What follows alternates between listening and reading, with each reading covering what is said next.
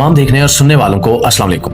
दोस्तों, भारत ने अब पाकिस्तान के खिलाफ न सिर्फ हमला करने बल्कि बाकायदा जंग छेड़ने का प्लान बना लिया है। और सबसे चौंका देने वाली बात यह है कि ये सब कुछ एक खास वक्त से पहले मुकम्मल करना है, और वो वक्त है अमरनाथ यात्रा से पहले।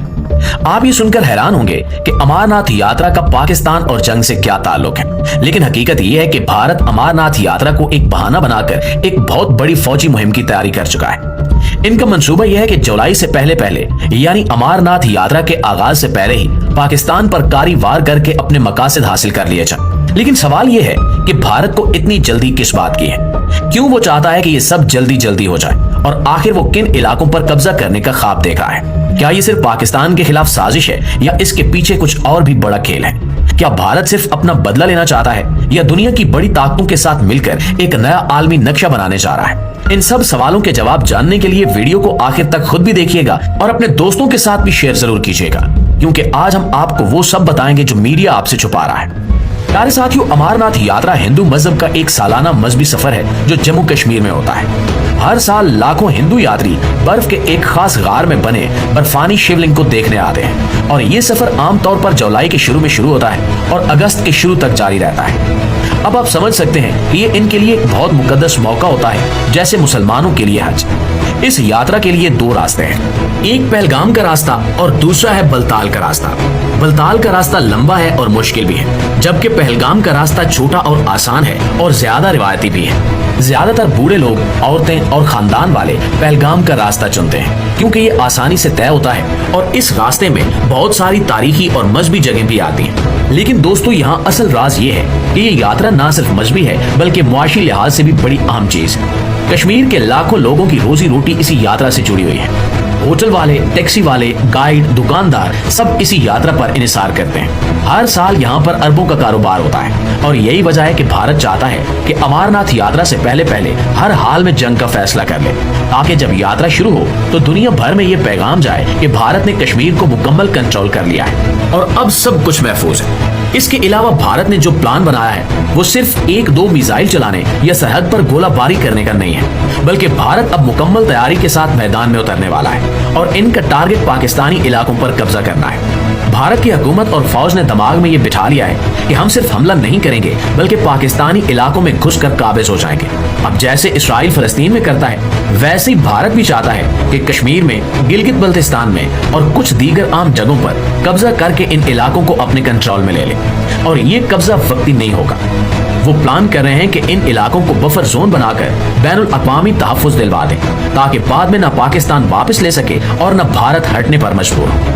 प्यारे पाकिस्तानियों, ये कोई ख्याली बातें नहीं है। भारत ने अपने राफेल त्यारे, Su-30 लड़ाका जहाज, इसराइली ड्रोन्स, जदीद मिसाइल सिस्टम और हाई टेक रेडार सब कुछ अलर्ट कर दिए हैं। इनका अंदाजा है कि अगर वो हमला जल्दी कर लें तो दुनिया कुछ कर ही नहीं पाएगी, और जब तक आलमी बिरादरी चीखेगी तब तक वो काफी इलाके हथिया चुके होंगे।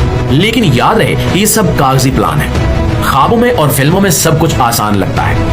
हकीकत ये है कि पाकिस्तान न पहले कभी दबाव में आया है और न अब आएगा। पाकिस्तान के पास न सिर्फ मजबूत फौज है बल्कि वो जज्बे ईमानी भी है जो दुनिया की किसी और फौज के पास नहीं है। इसके अलावा माहिरीन का कहना है कि भारत अकेला नहीं है, इसके पीछे बड़ी बड़ी ताकतें खड़ी हैं। अमेरिका, इसराइल और यूरोप सब ने एक खुफिया गठजोड़ कर लिया है। ये सब चाहते हैं कि भारत पाकिस्तान पर हमला करे और फिर ये सब मिलकर इसको सपोर्ट करे। अमेरिका तो पहले दिन से चाहता है कि चीन को किसी न किसी तरह रोका जाए, और वो जानता है कि अगर पाकिस्तान को कमजोर कर दिया जाए तो चीन खुद ब खुद कमजोर पड़ जाएगा।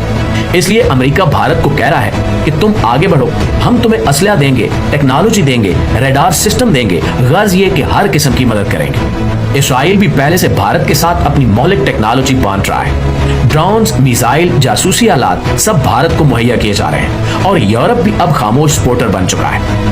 वो चाहता है कि खित्ते में ऐसी आग लगे कि चीन अपने मसाइल में उलझ जाए और यूरोप को सांस लेने का मौका मिले। प्यारे साथियों, दुनिया के ये बड़े मुल्क अपने अपने फायदे के लिए भारत के साथ खड़े हैं, ना कि किसी मोहब्बत या हमदर्दी में। इनको भारत से कोई लगाव नहीं है, इनको सिर्फ अपना मुफाद अजीज है। अगर भारत लड़ता है, तबाह होता है, तो भी इनका कोई नुकसान नहीं, बल्कि वो तो असलहा बेचकर, मुआहदे करके और फौजी अड्डे बनाकर और ज्यादा ताकतवर हो जाएंगे।